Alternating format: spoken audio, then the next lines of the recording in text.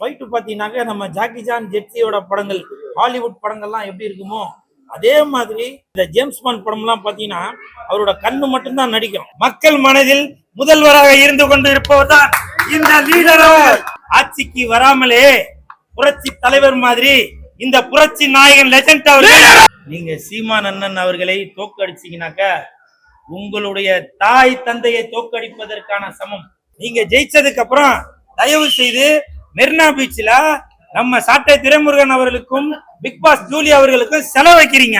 தாவேக்காவோட sleeper செல்னு சொல்லுவாங்கல்ல, அது அவங்க 2 பேர் தான். விஜய் சார் தான் முதலமைச்சர் ஆவாரு. நிறைய பேர் சொல்றாங்க நிறைய இடத்துல கண்டிப்பாக விசில் தான் அடிக்கும் அப்படின்னு. ஏன் ஓப்பனாவே சொல்றேன்னு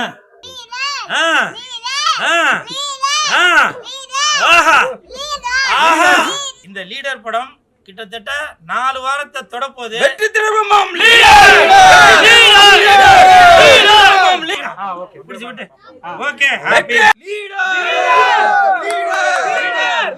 மாநில செயலாளர் லெஜண்ட் ரசிகர் மன்றத்தினுடைய திரு சுதாகர் அவர்களுக்கு மாலை வழங்கப்படுகிறது.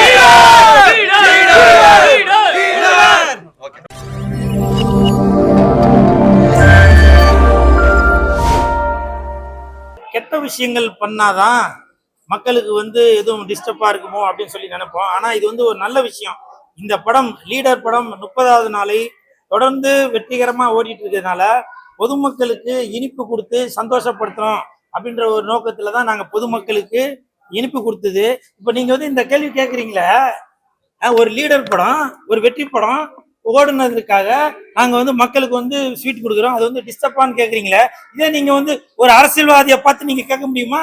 அந்த அரசியல்வாதியை பார்த்து கேட்டீங்கன்னாக்கா அவங்களுக்கு உள்ள செயலாளர், மாவட்ட செயலாளர், பகுதி செயலாளர், அவங்க இவங்க லொட்டு லொசுக்கு எல்லாருமே என் தலைவனை பத்தி நீங்க அப்படி பேசியா இப்படி பேசியான்னு சொல்லி சண்டைக்கு வருவாங்க. ஆனால் அந்த மாதிரி எந்த ஒரு குணமும் இல்லாமல் தன்னுடைய ரசிகர்களை எப்போதுமே சந்தோஷப்படுத்தணும் அப்படின்ற நோக்கத்துலதான் லெஜண்ட் ரசிகர் மன்ற நிர்வாகி, உதாரணத்துக்கு சுதாகர் அவர் கூட எப்பவுமே ரசிகர்களை சந்தோஷப்படுத்திட்டு தான் இருக்கணும், பொதுமக்களை சந்தோஷப்படுத்திட்டு தான் இருக்கணும் அப்படின்ற ஒரு எண்ணம் உள்ளதுனாலதான் நாங்க பொதுமக்களுக்கு எந்த ஒரு டிஸ்டர்பன்ஸும் இல்லாம இனிப்பு வழங்கிட்டு வரோம். அது மட்டும் இல்ல, இந்த படத்தோட கதாநாயகன் லெஜண்ட் அவர்கள் கூட பாத்தீங்கன்னா எப்படி புரட்சி தலைவர் எம்ஜிஆர் ஐயா அவர்கள் எப்படி மக்களுக்காக நன்மைகள் மட்டுமே செய்யணும், தீமைகள் செய்யக்கூடாது என்ற ஒரு கருத்தை வைத்திருக்காரோ அதே மாதிரிதான் புரட்சி தலைவரின் பாதையில் புரட்சி நாயகனாக இருக்கும் லெஜண்ட் அவர்களும் அதே மாதிரி மக்களுக்கும் ரசிகர்களுக்கும் தொண்டர்களுக்கும் பொதுமக்களுக்கும் எப்பவுமே நல்லது செய்யணும் அப்படின்ற ஒரு நோக்கத்துலதான் நாங்க எல்லாருமே செயல்பட்டு வரோம். அது பாக்குறவங்க கண்ணுக்கு வேற மாதிரி தெரியும். ஏன்னா காய்ச்ச மரத்துலதான் கல்லடி போடும். ஏன் இந்த வெற்றி படம் 30வது நாள் ஓடிட்டு இருக்கிறதுனால லீடர் படத்துல ஓடிட்டு இருக்கா நிறைய பேருக்கு ஆச்சரியம். என்னப்பா அது நம்ம படம்லாம் ஓட மாட்டுது, லீடர் நடிச்ச படம் 2வது படம் இவ்வளவு மிகப்பெரிய ஹிட் ஆயிருக்கு அப்படின்னு ஒரு வைத்தறிச்சல் இருக்கதான் செய்யும். ஆனா நாங்க லட்டு கொடுக்கும்போது அந்த மக்கள் அவங்களே சாப்பிட்டுட்டு எனக்கு லீடர் அவர்களே ஊட்டி விட்ட மாதிரி இருக்குங்க. அந்த இனிப்புல அந்த ஒரு சாக்லேட்லயும் அந்த லீடர் அவர்கள் தான் தெரியுறாங்க, லெஜண்ட் அவர்கள் தான் தெரியுறாங்க அப்படின்னு சொல்லும் போது எங்களுக்கு அவ்வளவு சந்தோஷம். இது எல்லாமே லீடர் லெஜண்ட் ரசிகர் மன்ற நிர்வாகிகள் சுதாகராக இருந்தாலும் சரி, முத்துத்துறையாக இருந்தாலும் சரி, ஹைட் சுரேஷாக இருந்தாலும் சரி, அனைவருக்குமே இந்த சேவைகள் போய் சேரும். அதுதான் லீடர் லீடர் லீடர். அதாவது நிறைய பேர் பல இடத்துல சொல்றாங்க விசில் தான் அடிக்கும் விசில் தான் அடிக்கும்னு. நான் ஒரு விஷயம் மட்டும் சொல்றேன் சார், பாருங்க இப்ப கூட விசில் அடிக்குது. நான் இப்பவும் சொல்றேன், நிறைய பேர் சொல்றாங்க நிறைய இடத்துல கண்டிப்பாக விசில் தான் அடிக்கும் அப்படின்னு. ஏன் ஓப்பனாவே சொல்றேன்னு பாருங்க இப்ப கூட விசில் அடிக்குது. விஜய் சார் தான் முதலமைச்சர் ஆவாரு அப்படின்ற கருத்தை நிறைய பேர் சொல்லிட்டு வராங்க. ஆனா ஒண்ணு, விஜய் சார் நீங்க ஜெயிச்சீங்கன்னா, இன்னைக்கு சொல்றேன், நீங்க ஜெயிச்சீங்கன்னாக்க நீங்க ஜெயிப்பதற்கு காரணமாக இருப்பது உங்களுடைய ரசிகர்கள் இல்ல, உங்களுடைய தொண்டர்கள் இல்ல, லெஜண்டோட ரசிகர் மன்றத்தை சேர்ந்தவங்க இல்ல, பொதுமக்கள் இல்ல, தாவேகா. விஜய் சார் நீங்க ஜெயிப்பதற்கான காரணம் 2 பேர் தான். ஒன்னு ஜூலி, இன்னொன்னு சாட்டை துரைமுருகன். நிறுத்து, இது சிரிக்க வேண்டிய விஷயம் இல்ல, சிந்திக்கிறோம். ஏன்னா உங்களுக்காக விஜய் சார், உங்களுக்காக அயராது பாடுபட்டவங்க தான் அந்த ஜூலி அவர்களும் சாட்டை துரைமுருகன் அவர்களும். ஏன்னா உங்களை பத்தி அவங்க தான் ப்ரமோஷன் பண்ணிட்டே இருந்தாங்க. அடிக்கடி விசில் அடிச்சுட்டே இருந்தாங்க, விஜயை பத்தி பேசிக்கிட்டே இருந்தாங்க. அதனால கண்டிப்பாக தாவேக்காவோட ஸ்லீப்பர் செல்னு சொல்லுவாங்கல்ல, அது அவங்க 2 பேர் தான். ஒன்னு சாட்டை துரைமுருகன், இன்னொன்னு பிக் பாஸ் ஜூலி அவர்கள். அவங்க 2 பேர் தான் அந்த ஏ டீம் பி டீம் சொல்லுவாங்கல்ல, அவங்க உங்களுக்கு பின்னாடி இருந்து உங்களை முதலமைச்சர் ஆக்குவதற்காக அவங்க செயல்பட்டு கொண்டு இருந்தாங்க அப்படின்னு நான் நினைக்கிறேன். ஏன்னாக்க ஓட்டு எனக்கு போடுங்க, ஓட்டு எனக்கு போடுங்கன்னு சொன்னா யாரும் போட மாட்டாங்க. ஏன்னா அந்த மாதிரி ஒரு மனநிலையில தான் இன்னைக்கு தமிழக மக்கள் இருக்காங்க. நீங்க செவத்துல எழுதி வச்சிருப்பாங்க, இங்கு சிறுநீர் கழிக்காதீர்கள் அப்படின்னு. அங்கதான் போய் சிறுநீர் கழிப்போம். இது ஒன் வே, இந்த ரூட்ல போவாதீங்கன்னு சொல்லுவோம், அந்த ரூட்ல தான் போவாங்க. அதே மாதிரிதான் நம்ம சாட்டை துரைமுருகன் அவர்களும் பிக் பாஸ் ஜூலி அவர்களும் விஜய்க்கு ஓட்டு போடாதீங்க அப்படின்னு சொல்லிட்டே வந்தாங்க. மக்கள் மனசுல நல்லா பதிஞ்சிருச்சு. ஓஹோ, அப்ப வந்து நம்ம விஜய்க்கு தான் ஓட்டு போடணும் போல, நமக்காக அவங்க கேன்வாஸ் பண்றாங்க போல அப்படின்ட்டு தான் சாட்டை துரைமுருகனும் பிக் பாஸ் ஜூலி அவர்களும் சொல்லியதை அப்படியே செயல்படுத்தி இன்னைக்கு வந்து உலகம் முழுவதுமே இருந்து விசிலடிக்க வச்சிட்டு இருக்காங்கன்னு நினைக்கிறேன்.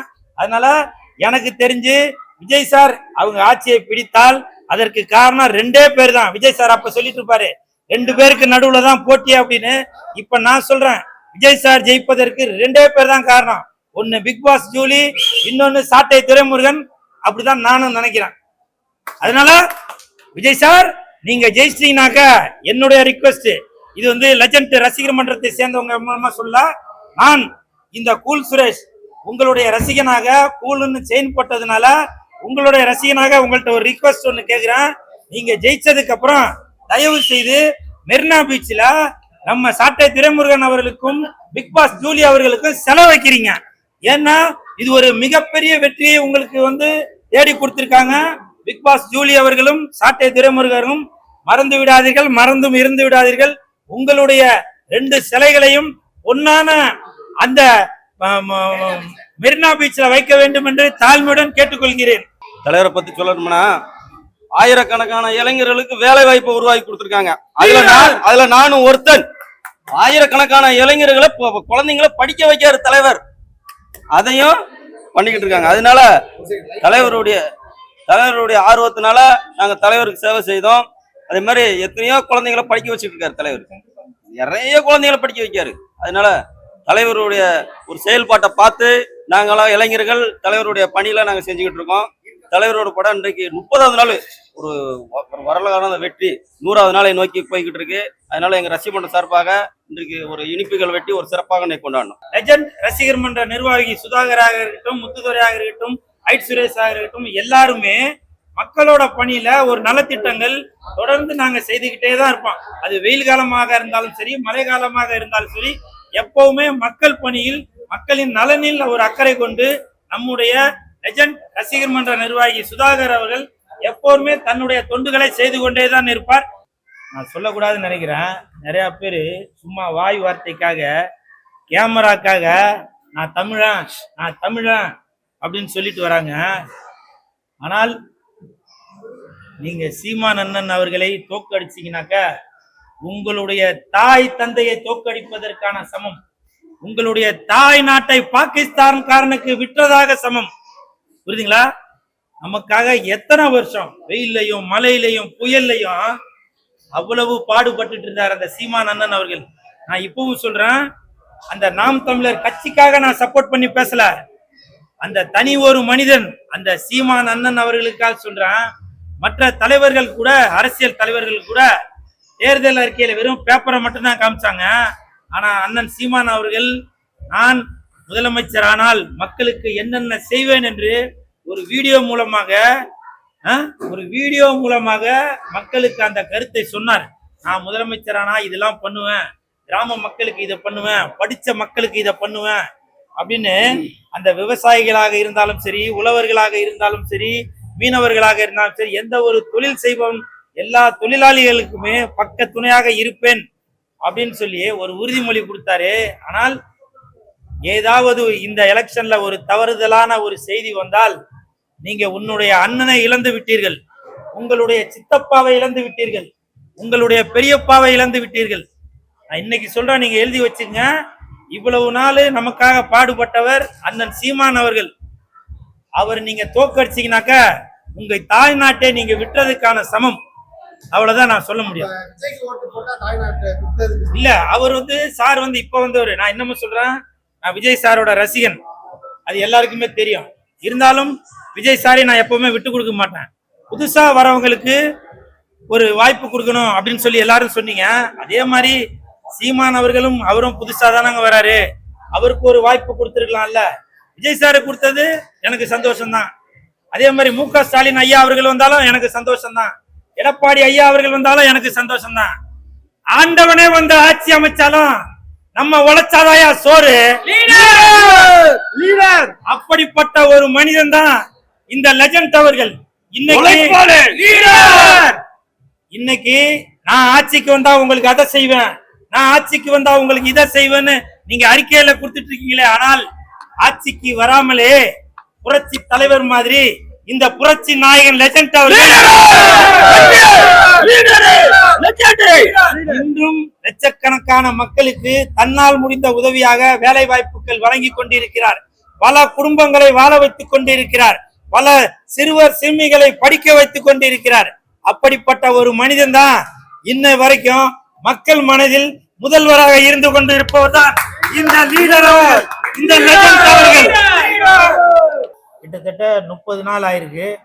அந்த 30 நாளை கொண்டாடும் விதமாக இன்று ரெடில்ஸ் அங்கே உள்ள பிவிஆர் தியேட்டரில் ரசிகர்களோட படம் பார்த்து பயங்கரமாக என்ஜாய் பண்ணிட்டு இருக்கோம்.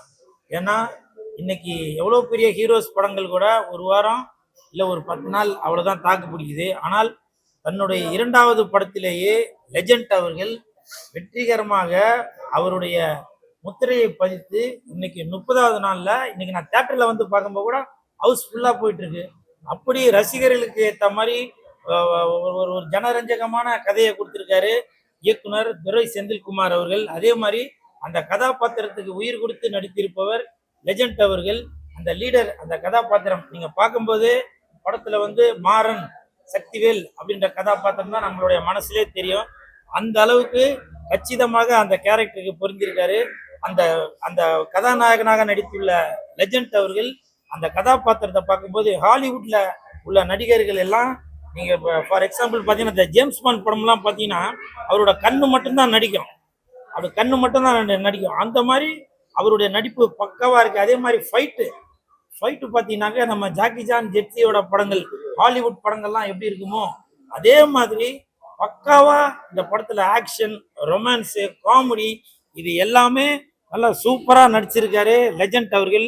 எல்லாருமே ஒரு ஆச்சரியப்படக்கூடிய விஷயம் என்னன்னாக்க தன்னுடைய 2வது படத்திலேயே இவ்வளவு ரசிகர் பட்டாளத்தை சேர்த்து வச்சிருக்காரு அப்படின்னு நினைக்கிறப்போ இந்த ரசிகர்கள் எல்லாமே பயங்கர சந்தோஷப்படுறாங்க.